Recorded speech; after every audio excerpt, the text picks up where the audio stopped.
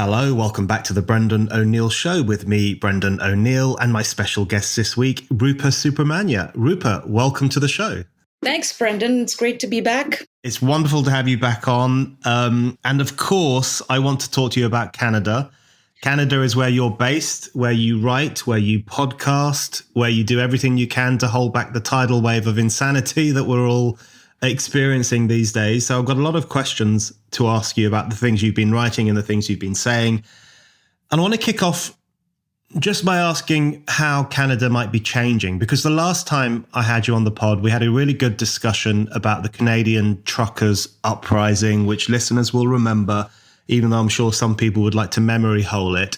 And this was, of course, a huge working class revolt against Justin Trudeau's regime, Justin Trudeau's government, which was trying to cajole truck drivers into submitting themselves to COVID interventions that they didn't want to have.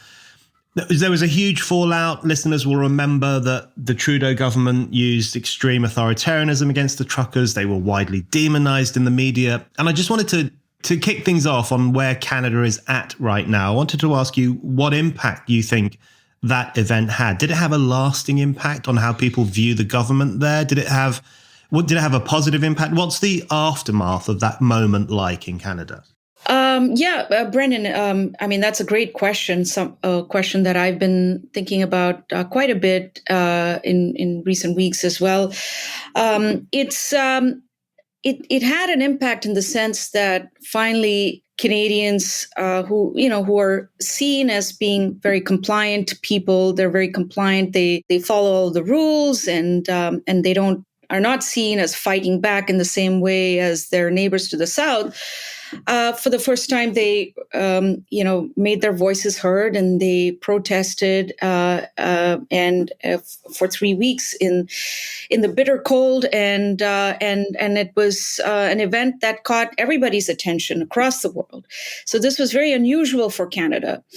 I'd like to think that there was some kind of an awakening where people were just tired of government overreach and that they were not going to put up with that any longer. But, I tend to be a little pessimistic because there's a lot of government overreach that's been happening since the protests. So the Trudeau government passed this very, very problematic bill called Bill C11, which essentially tells streaming platforms like YouTube and Netflix to include Canadian content. Now, nobody can define what Canadian content is. And what this ends up doing is that it's now become law. It became law in March. And what this ends up doing is that it basically, deprioritizes Canadian content in the rest of the world, because this is how the algorithms work. And so it's it's been seen by a range of content creators, people who depend on streaming their videos, their content on YouTube, and their revenue stream depends on that. Many of them have threatened to move to the U.S. because they can't earn a living here as a result. So there's another problematic bill which also became law called Bill C18, where the Trudeau government wanted to pitch this battle between the government and the people and against big tech. Now, there are plenty of problems with big tech. You and I probably would agree, and that there are lots of problems there. But what's ended up happening here is that Facebook, that's Meta, and Google have basically said, look, we're not going to carry Canadian news. It won't be visible on these platforms like Instagram.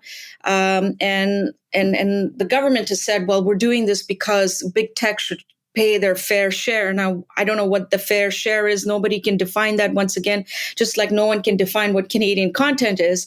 So these are instances of government overreach, which has faced some pushback, yes, from the Bill C11 actually faced considerable pushback, even from the likes of Margaret Atwood. Now, I don't think Margaret Atwood was necessarily a fan of the truckers' protest, and I don't necessarily see her as a conservative. I think she's very much a liberal, and so there was a lot of pushback even from liberal circles. But all told, I mean, these things ended up becoming law, and so there was more government overreach. And what is also problematic is that anytime there's any kind of dissent here in Canada, that anything where you're pushing against the official narrative, uh, people like Trudeau will immediately say that's misinformation, disinformation, and they smear you with those labels. And again, there's very little pushback from the legacy media. In fact, the people who are outraged by all of these labels are those of us who are independent. So to conclude, really, since the truckers' protest, which was this big event that to me represented some kind of an awakening of the Canadian mind and spirit, and that they were done with government overreach and censorship and you name it. We've had more of that since. And there was a public inquiry into the Emergencies Act that Justin Trudeau invoked to get rid of the protesters back in February of 2022.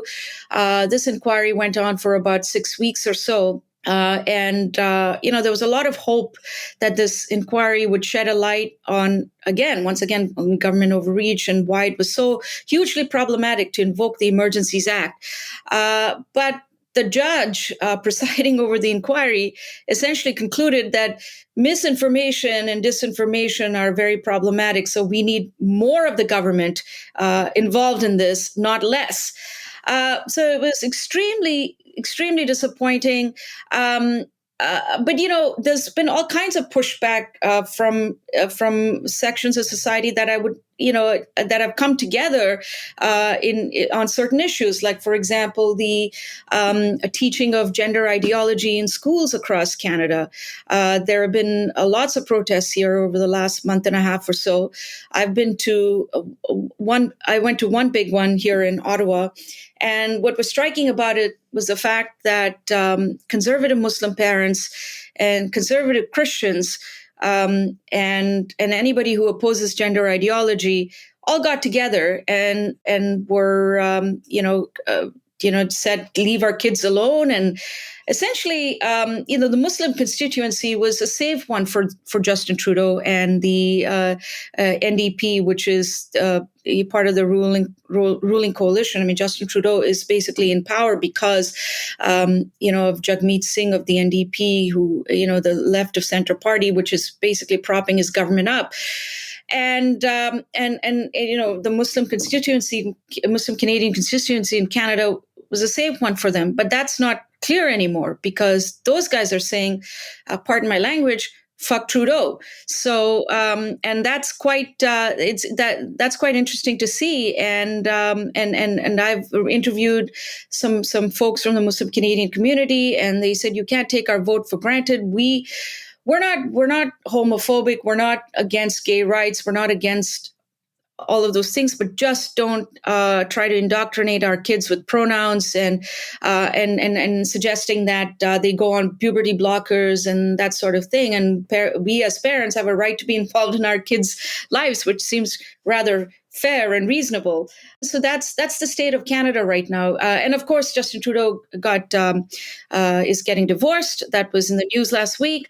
I'm not quite sure how that's going to play politically, but Ottawa's worst kept secret was that Trudeau and his wife had been living apart for years. So everybody knew that, but it's now become official. And at the same time, his government keeps doubling down on any criticism of the government as misinformation and disinformation. So it's, we've had very little pushback against those things. And the good thing, I suppose, in all of this is that the opposition Conservative Party, the Tories, are actually polling quite well in the polls. So, so that gives me a sliver of hope that there's going to be finally some kind of credible opposition finally, because for the last couple of elections, that hasn't been the case. The Conservative Party was essentially ineffective and they couldn't do much there. But then I'm a little hesitant to come to any kind of conclusion because as long as you have the NDP supporting Justin Trudeau, they could probably put together the numbers, and they could probably come up with the numbers to stay in power even longer. And if that were to be the case, then that's going to be truly devastating for Canada. I think that's a really useful outline about where Canada stands at the moment, and the ups and downs, I guess, that you guys have experienced in the wake of the Canadian truckers' protest. I mean, the thing that I really appreciated about the truckers' protest, aside from the fact that I always like to see working class people standing up for themselves and their rights against a government that doesn't care very much about them.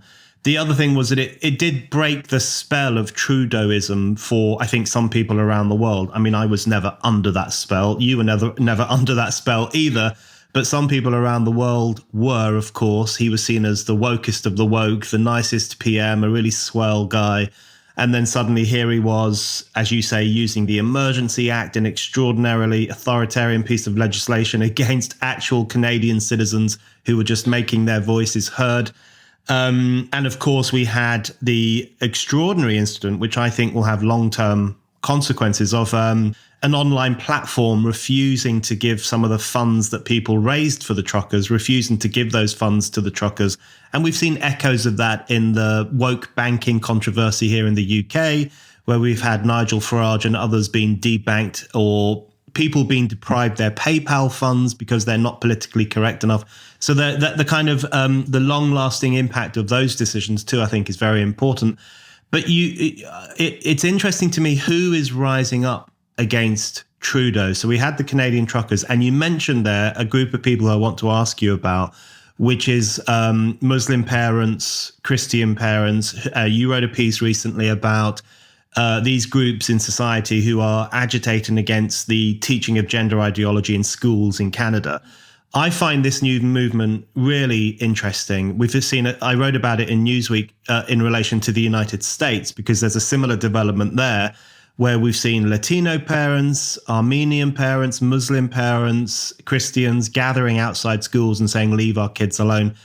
And it kind of blew up in England, in fact, in Birmingham here in 2019, when large numbers of Muslim parents gathered outside of school and said, ditch the pride propaganda, essentially. There's something positive in that movement, isn't there? In the sense that it really is, firstly, it's embarrassing for leaders like Trudeau that the minority groups they so paternalistically claim to represent are now fighting back. But also these protests are cutting to the heart of one of the key ideologies in the woke movement, I guess, which is the gender ideology. Yeah, absolutely. This one protest that I was at here in Ottawa back in June, what was striking about it was immediately was the fact that the counter-protesters really seemed to represent the ethnic diversity of Canada, right?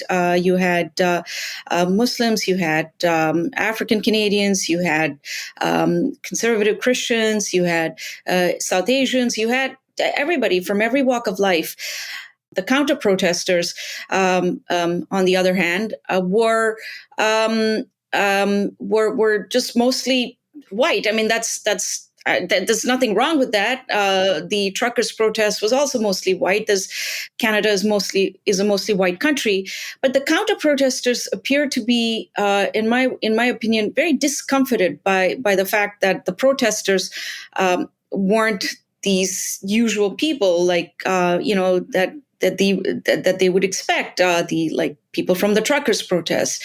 They're not far right extremists as they're usually referred to, but in fact included many people of color, including socially conservative Muslims.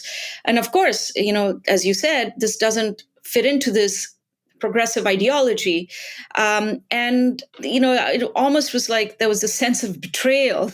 You should have seen the meltdown on social media that, we've stood up for the Muslim community, but they, when we need them, they're not standing up for us on this issue.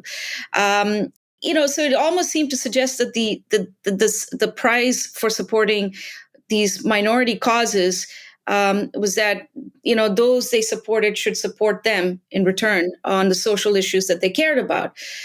But having said that, my problem is that when you bring religion into this, my concern is that it, there's a danger that there's a risk that that there's going to be a regression on some of these things. We built this consensus on things like gay rights. If you're a Muslim, conservative Muslim immigrating to Canada, this is what that there are gay people in Canada. Gay marriage is legal, and it's a fairly liberal country when it comes to one's sexuality, or and that sort of thing that go against the teachings of the Quran or go against Islamic doctrine. And so they've had to accept that as a fait accompli. And so when you're at the protest and when you see religion being invoked, like there were chants of Allahu Akbar, or the Christians were saying Christ is king. That's fine. That's their freedom of speech. I respect that completely. But I think that when you start bringing in religion into these kinds of movements, that's when I get a little concerned. And I think the criticism against gender ideology can happen without bringing in religion into the picture. Hi, it's Brendan here. I just wanted to remind you that you can still buy my book. It's called A Heretics Manifesto, Essays on the Unsayable. And I've really been blown away by the response to it from readers, reviewers, Spike supporters. People really like this book, and I think you're going to like it too. It covers all the insanities of our time, from climate change hysteria through to COVID authoritarianism, through to the trans ideology. And it basically makes the case for more freedom of speech, more debate, and more heretical thinking to challenge the conformism of our times. So what are you waiting for? Go to Amazon right now and order my book, A Heretics Manifesto, Essays on the Unsayable. And now, on with the show. Yeah, I think that's a really important point, and it begs the question of where the more reasoned political voices are saying, this gender ideology is cranky and dangerous and it's confusing children. And in fact, it's harmful to the ideal of gay rights in the sense that it is, often putting young lesbians, young gay men onto a conveyor belt of hormonal intervention and supposed medical correction. What we want, I think, are more of those kinds of voices making the case against trans ideology. I think in the absence of them, or given the weakness of them, there is a gap that is now being filled by religious voices who are saying, look, you've gone too far, leave our kids alone. But in relation to just sticking on this theme for one more moment, I want to ask you about what does this tell us a broader story? Because one of the real issues I have with the contemporary identitarian left, or the woke left, or the kind of politics that is really typified by Trudeau and many others in the Anglo-American Western world, one of the great problems I have with them is precisely the thing you mentioned there, which is this sense of ownership that they have of minority communities, which means that I do think the clash between minority parents, whether they're Muslims or Latinos or African Americans or Jamaicans, whatever they might be, the clash between them and largely white liberals who thought that they owned them and who thought that these minority groups owed them a favor because we've been so nice to you, we've looked after you, we've pursued your interests, and now you owe us your obedience, is essentially what they're saying.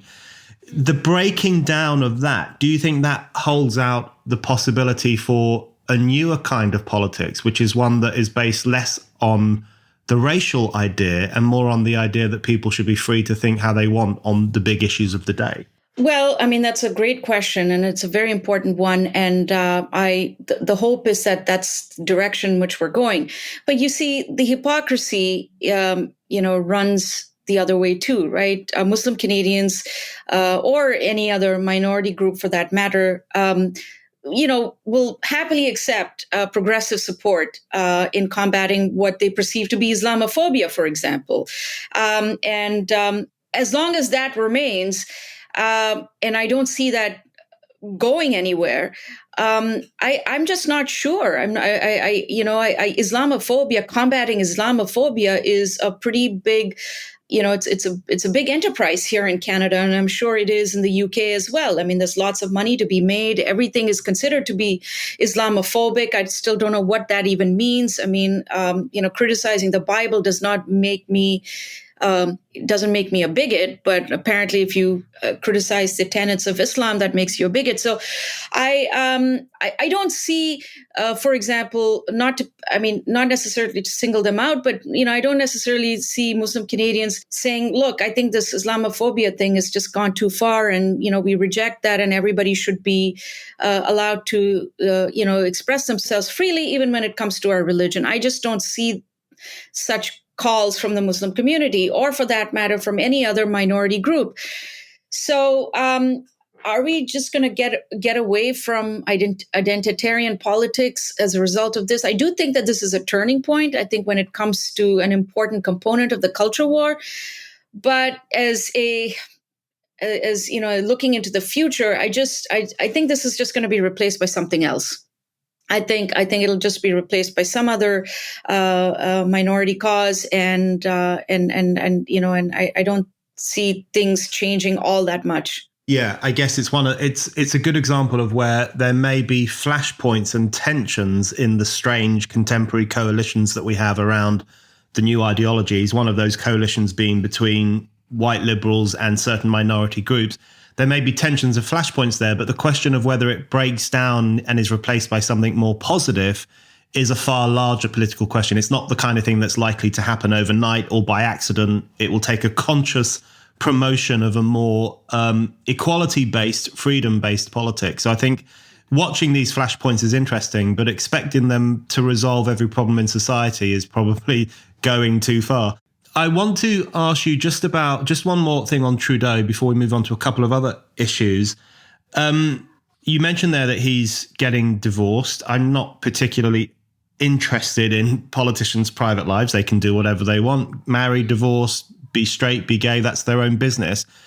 But he does strike me as a politician who lives off his personal morality and image a lot. I mean, this is a guy who is very much about the image, the image of, there's that famous image of him jogging, for example, or wearing politically correct socks and ties. And then you have this excruciating sight of liberal commentators in the UK and Europe and America gushing over him and his political clothing and his right-on messaging and his brilliant virtue signaling, which they think he does better than any other politician.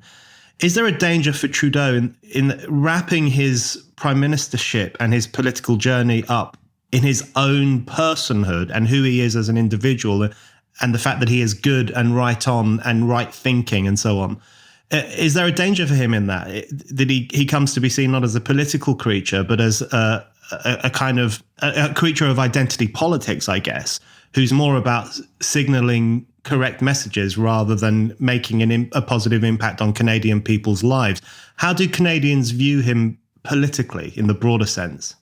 So here's my impression of Trudeau. I don't think he's stupid. A lot of conservatives, for example, many of his critics who have this pathological hate for him, will say that he's stupid, but he's not stupid. I've actually seen him in live at this public inquiry that I mentioned to you early on into the Emergencies Act, and he was the final witness at the inquiry, where he presented himself for nearly 4 hours or something like that, where he was asked questions, he was grilled, he was into why he invoked the Emergencies Act, and I have to say I was very impressed. I mean, I don't think, you can coach a person to some extent, but not, he was also thinking on his feet. At one point, I remember him correcting one of the lawyers. And so he's actually quite impressive. And this is the first time I've actually seen him, up close. So he's not stupid. He certainly, he's a savvy politician. There's no question about that. And he certainly uses his image. He's fit, he's tall, he's reasonably good looking. He's well dressed. So he's certainly used that to his advantage throughout. And I do think that he will always be associated with identity politics. There's no getting around it. He really seems to care about the trans issue. Like that's what animates his government more than anything. It's beyond me. I just don't understand that. And everything is trans related. And so I don't know what's going on there, but he at least the image of Trudeau that I've had over the last few months is that he's doubled down on identity politics in a very big way. But mostly towards the trans stuff. There was this one interview where a Muslim parent asked him about gender ideology, and it basically asked him, like, do you understand why we're protesting? And he said, no, this is, you're mistaken, my friend. It's misinformation, disinformation coming from the American far right. And he was basically telling this guy that he knows better than the Muslim community, and that he's just being misled.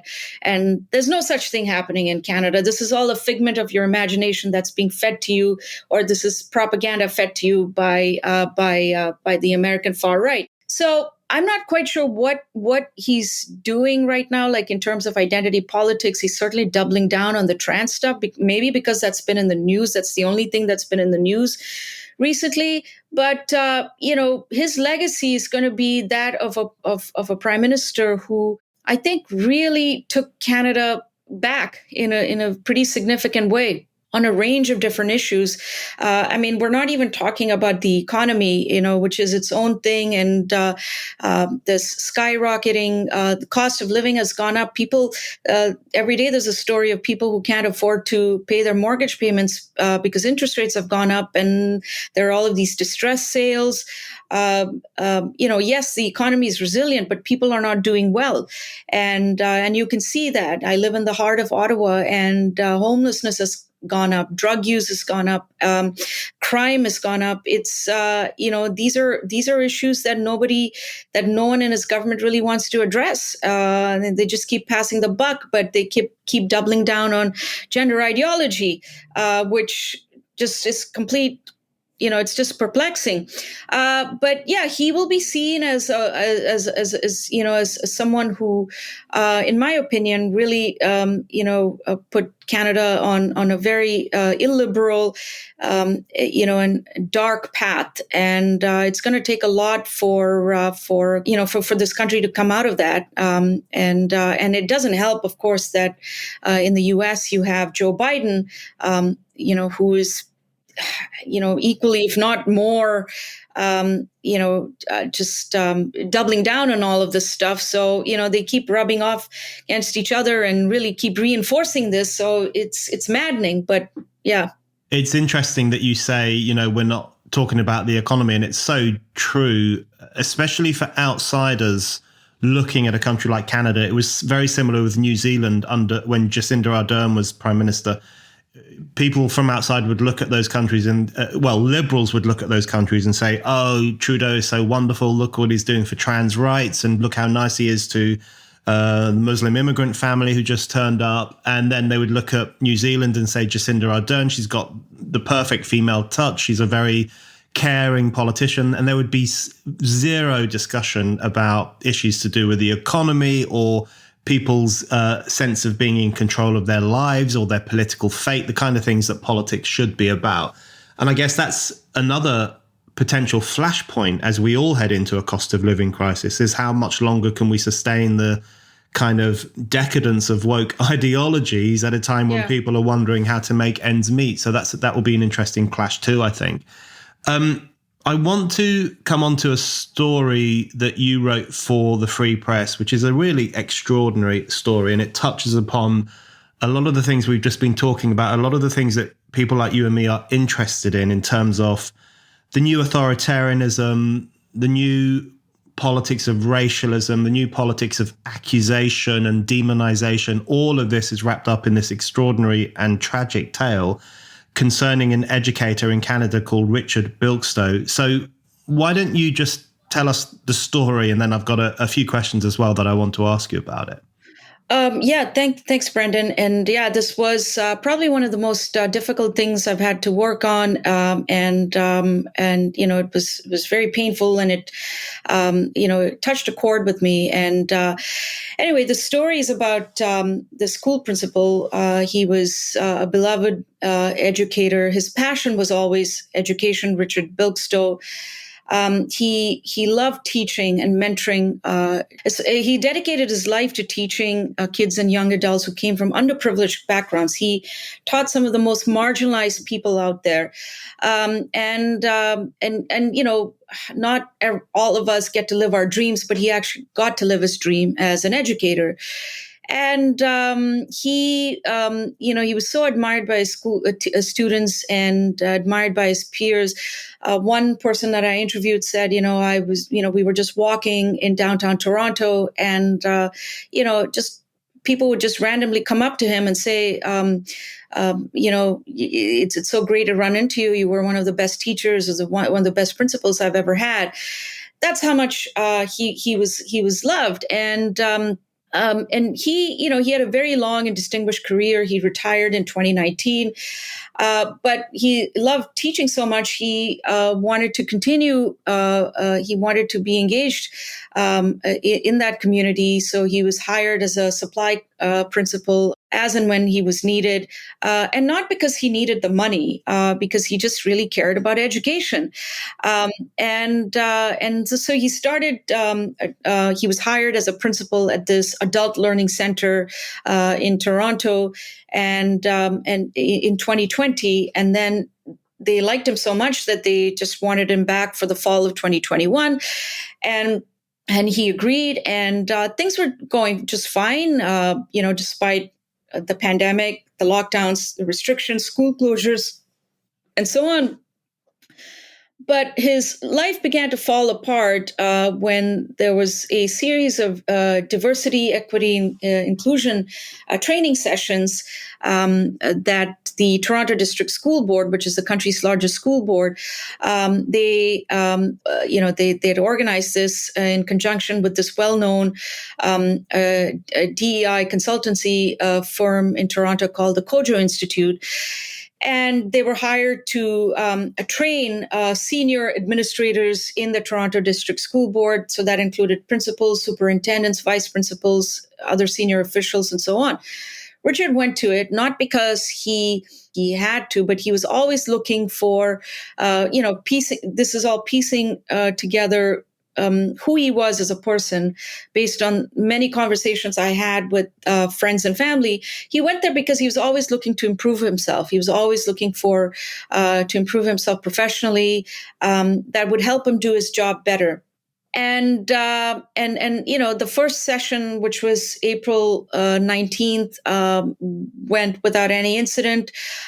We don't quite know what was being said in that session. I don't have the audio recordings for that session, but things began to really, turn for him on the second session, April 26th of 2021, where the CEO of this institute, Kiki Oja Thompson, an African Canadian woman,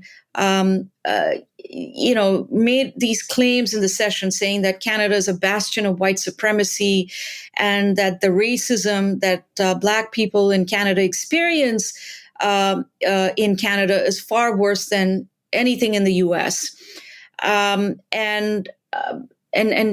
Richard got up and he said, "Sorry, I just want to just say this, but I just want to clarify. I want to push." Basically, he was pushing against her claim. And he said, "Look, I've taught some of the most underprivileged school kids in some very marginalized communities. That includes teaching African American students. He taught in Buffalo, New York. He taught in the U.S. in the inner cities." And he said that things are not so bad here. We have a socialized healthcare system. We have public school system, which generally works well. Everybody has access to it. It's very different from the U.S. And so he says that, and Kiki Oja Thompson then reacts angrily, accusing him of white privilege, and saying that basically that he had no right to push against her claim, because as a white person, he'll never understand what it means to be a Black person in Canada. And all he was doing was gently push politely. And I provided the audio recordings of this interaction and more, so listeners can, when they read the piece, they'll see the audio recordings, and there are more audio recordings which were not embedded in our story, which is part of what in my tweet thread. So they can always go to my Twitter account and find those. And for the rest of the session, she just kept picking on him, kept referring to him as a resistor. At one point, she refers to him as a weed.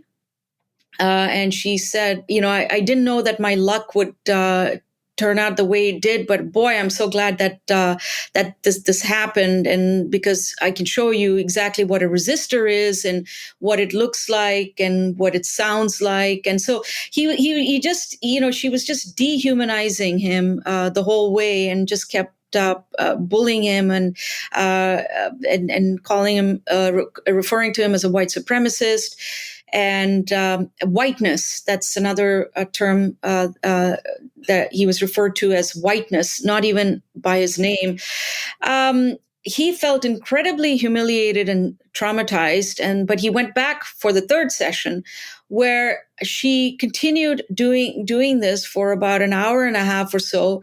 And here, what was different was she invites the audience in the Zoom session. There were about 200 people who were part of this training session. She invites them to refer to last week's session, refer to what happened last week. What does a resistor look like? What does it sound like? What are its tactics? So not even like referring to him as a person, he's just referred to as a thing at this point. And what was really hard to listen to were all of these people that he's worked with, as an educator. They all pile on him. They're all piling on him. They're calling him whiteness. They're reinforcing the points that she's been making, that essentially calling him a white supremacist and a racist. And he was just absolutely devastated after this session. There was a fourth session that he didn't go to because he applied for sick leave, and he went on sick leave for 3 months because of the devastating impact it had on him mentally.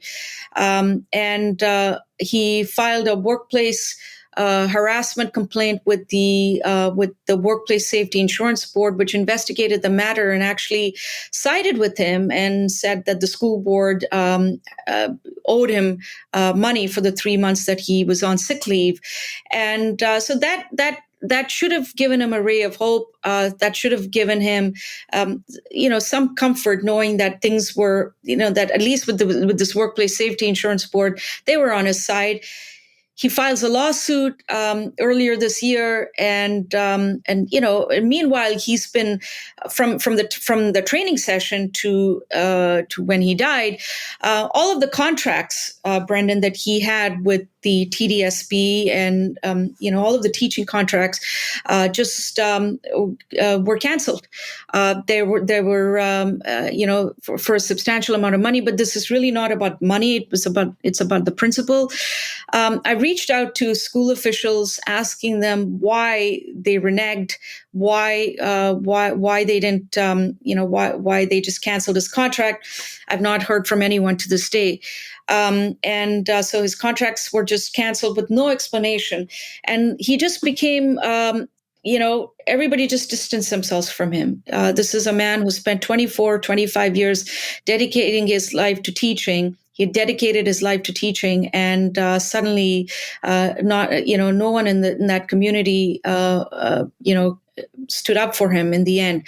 And not a single person in that Zoom session pushed back against the bullying. In fact, they all became part of it, and piled on him. So, I tried to piece together what must have happened to him the weeks before his death, one of the things that he was really terrified about was and this is based on conversations with his friends and family, and this kept coming up over and over again. He was really terrified that his lawsuit would be discovered by the legacy media, specifically one particular publication, the Toronto Star. And I think he had heard that a journalist from this publication had discovered the lawsuit and was going to write about it. He was absolutely terrified because he was terrified of being re-traumatized. And he didn't want to go through that again. And another publication got heard of the lawsuit, and they wrote about it favorably. So he was pleased with that, apparently. But he knew that this other publication was still working on the story, and he was just he hadn't been sleeping. He was just not the same person that he once used to be, and he was just emotionally exhausted. His family tells me that, I think the fact that their last name is so unique, and that Richard feared that that name would be dragged through the mud. Knowing what they knew about about Richard, this is the kind of thing that he was not prepared to live with. It eventually got to him, and he killed himself July 13th, and that was basically what happened to him. But the story of his bullying and the pylon that he experienced, the education community that once praised him, as he was retiring, those very same people let him down, and that it was most tragic. If you're a regular listener to this show or a regular reader of Spiked, why not become a Spiked supporter? Spiked supporters is our thriving community of people who donate to Spiked. Anyone who gives £5 or more a month or £50 or more a year can become a Spiked supporter and get access to lots of exciting perks. Spiked supporters can comment on articles, get free and discounted tickets to events, get a discount on all items in our shop, and bookmark articles as you browse. This is our way of saying thank you to all of you who fund our work. Spiked is completely free, and yet you still hand over your hard-earned cash to make sure that anyone, anywhere can read us and listen to us. We're incredibly grateful for your generosity. If you don't give to Spiked yet, now is the perfect time to start. Just go to spiked-online.com/supporters to set up your donation and your Spiked supporters account. That's spiked-online.com/supporters. It's an extraordinary story, and when one reads your piece, it really does bring home the deranged nature of some of this new politics. I mean, there's one quote that leapt out at me in relation to one of the DEI sessions that he took part in, where the host of the session said to him, "You and your whiteness think you can tell me what's going on." And it was, as you say, it's that kind of dehumanization that he experienced simply for asking a very polite question about whether Canada really is one of the most racist countries in the world. And then you describe really well, as you've just done there too, the Salem-like atmosphere that swirled around him as a consequence of him asking this question, where people who were his colleagues or his friends or his contacts for a period of time suddenly turned on him, pointed the finger at him, basically followed the instruction to treat him as a resistor / witch / unacceptable dissident. And just started to take part in that destruction of a man for daring to have an opinion. And then, as you say, it ends in the most awful way imaginable because he feels he cannot take any more of this kind of pressure or this kind of demonization. And then he took his own life in July. I wanted to ask you, everyone should read the piece. It's very powerful and shocking. I wanted to ask you, has there been fallout from this in Canada? Has there been any form of self-reflection, not only amongst the newspapers that you mentioned, the Toronto Star or whoever, but amongst the kind of broader woke establishment, I guess, who very often turn a blind eye to this kind of demonization or in fact take part in it? Has there been any fallout? Has there been any kind of reflection on the kind of politics that they've helped to promote, that something so obscene could happen as a result of a DEI witch hunt, essentially? I'm afraid no. I think this institute, the Toronto District School Board, for example, their social media feed, they have turned off the replies. These brave, courageous educators shaping young minds of today can't even face up to, can't even, defend themselves on social media, on Twitter, or even just answer some basic questions. Kojo Institute protected their tweets until recently, and I don't know what they're doing right now. There was a protest of sorts a few days ago by the parents of Black kids or something. It's an organization where the CEO of this institute sits on their board, and they came out defending her, and that this was all, that we were all a bunch of racists for talking about Richard Bilkszto. So this institute has a lot of influence. They're backed by some very powerful people in the government, in the provincial government, in the federal government. They've had all kinds of contracts with places like the CDC and H&M and a whole bunch of different well-known organizations. They have lots of money. They have a lot of clout. They have a lot of influence. They have a lot of powerful backers. So they're going to try to do, in my opinion, they're going to try to do as much as they can to try to set the terms of this conversation. And you know what that would be like, what that would look like. We've not now the minister in charge of education in the province of Ontario, where I live, where all of this happened, has promised an inquiry into his death. The Toronto District School Board has announced an inquiry into what happened at the DEI session, and so those are good signs. But I don't know how fair and objective these people are going to be. But having said that, I have seen, at least based on what I've seen on social media, I've seen very little reaction from people in the legacy media, for example. A lot of people shared this obscene article in the Toronto Star last week, which was, again, trying to disparage him. And this is exactly what he was terrified about. He was very, very, and this journalist got a hold of the recordings, but did not make them public. And you have to wonder why. If what you're claiming to be true, you should let the public listen to it, and which is what I did. But I did not have the recordings, the original recordings. I recorded it while the lawyer played it for me. So I got big portions of that, and I was unable to get the original recordings for various reasons. But I felt it was important that everybody should listen to, should have an idea of who Kiki Oja-Thompson is and what diversity inclusion training sessions look like, and the pushback and Richard's polite pushback against her claim. And when I first listened to it, I was horrified. I had this uneasy feeling. It was just absolutely shocking. And I wanted everybody to hear that and decide for themselves if they found this problematic.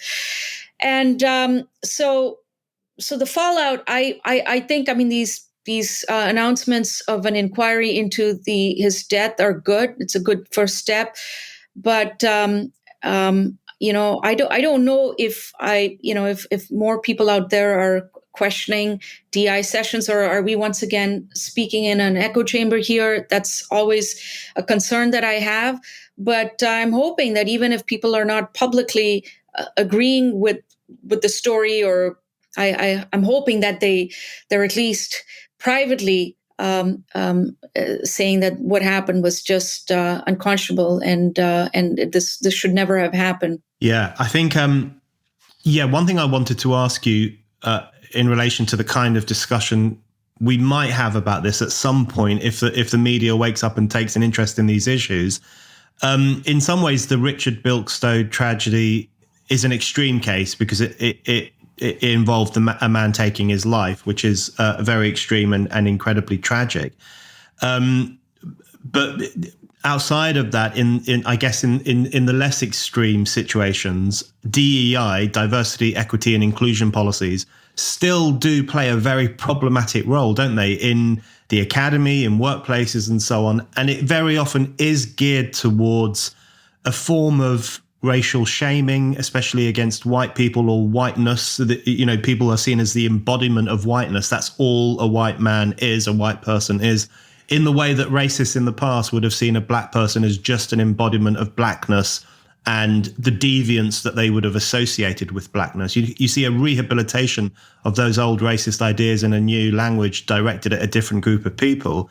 So there is a kind of this re-racialization of politics is really dangerous and destructive. And it strikes me that it's very interesting to me that no one on the left, even not many people on the traditional left, are speaking up about this, even though it seems clear to me that DEI has become one of the tools that bosses use in the workplace to divide and rule over people. It's one of the ways in which people are reprimanded at work or excluded from work or no platformed from certain positions and certain jobs because they hold supposedly problematic views. It's become very obviously a tool of the new elites to control ordinary people. And there's very little pushback. So we do need a broader discussion, don't we? Even beyond this incredibly tragic case, we need a broader discussion about what DEI represents and why it's a problem. Absolutely. So here in Canada, I don't know how things are in the UK, but here in Canada, there's a term that keeps coming up over and over again, given all of the stories that I've worked on recently, including this one. There's a culture of fear. I keep hearing that over and over again. And I'm actually very tired of hearing that term. I think it's a culture of cowardice. I think people are just not privately. I've come across people who will privately tell me, yeah, you know what happened is problematic, and and it's tragic, and there needs to be change and so on. But no one wants to be part of that change. Nobody wants to stick their neck out. Nobody wants to go out there and say, hey, as a school principal, as an educator, as an official in the government, I think DEI training sessions are garbage. I honestly think they're garbage. I came to this country 25 years ago as a student, and I lived in some of the smallest towns in Canada, where even most Canadians have not even been there. And that was my first exposure to Canada as a person of color before I went to the big city 4 years after coming here. And there was no DEI training session. I didn't experience any racism. Sure, there are racists. There are racists everywhere. There are bigots everywhere. But it was an incredible experience for me. And so I don't understand why. I mean, it's a grift, right? That's what this is. People are making money off this. Kojo Institute made 81,000 Canadian for 4 sessions. That's a lot of money, and for just spewing essentially garbage. There's part of the session which I have not shared, which goes on this tirade about anti-Black racism, and it's just complete nonsense. I think at one point she says that Black people can never be racist. Then I'm thinking Idi Amin, and it doesn't occur to any of these educators to even push against that basic factual error, right? And so there's a culture of cowardice. There's a culture of where everyone is just too afraid of losing their jobs, their pensions, their homes, for speaking out. And there are consequences for sure for sticking your neck out. I mean, you and I have experienced that. And, I myself have been subject to cancellations and bullying and that sort of thing. And I'm not saying that everybody has to be like us, but here in Canada, especially, this people are just so afraid of speaking out. Something's got to change at some point because the status quo is not sustainable. Let me tell you one thing. Richard Bilkszto was not a conservative. He was very much a progressive. He was on the left. He, in fact, believed in all of these things. He believed in equity, he believed in diversity, inclusion, and he believed in DI training sessions. So he, ideologically, he was not that far removed from the DEI facilitators' way of thinking, but this was a case where even if you're basically on their side, it's all about 100% agreeing with that ideology. You cannot stray away from that, not even in the slightest bit, because then this is the kind of thing that ends up happening. The other thing I was thinking in relation to this was you mentioned there that Richard was not a conservative. He was more of the progressive side. He was a bit of he was on the left and so on. I do think it's interesting that I think there is a coming to awareness on some sections of the left about the problem of this new politics. So if you look, for example, at the TERFs that we have here in the UK, we're often referred to as TERF Island because we have lots of trans critical, gender critical feminists. A lot of them come from the traditional left. They are people who cut their teeth in politics in the 70s and the 80s on the feminist left and the anti-racist left. And they are looking at some of this new stuff and thinking, this is regressive politics. This is censorious. It's misogynistic. It's really problematic. And I think there is a coming to awareness among sections of the left in the US as well. Susan Nyman's new book, for example, which is called The Left Is Not Woke. I had her on my podcast a few weeks ago. She makes a very interesting case, and I know lots of left-wing friends of mine who completely agree with it, that wokeness is not what the left was about for the whole of its existence until quite recently. Is there a similar dynamic in Canada? Is there any ripples of that, or is the pushback against the things that you and I are worried about, is it coming just from conservatives, just from Muslim parents, or is there a broader constituency?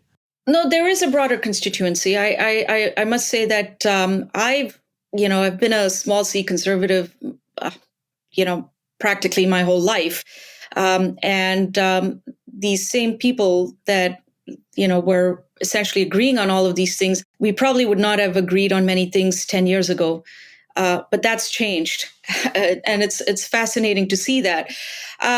And these are people who were on the left. I think they still consider themselves to be on the left, but the sensible left, not this crazy radical progressive nonsense that we're seeing today.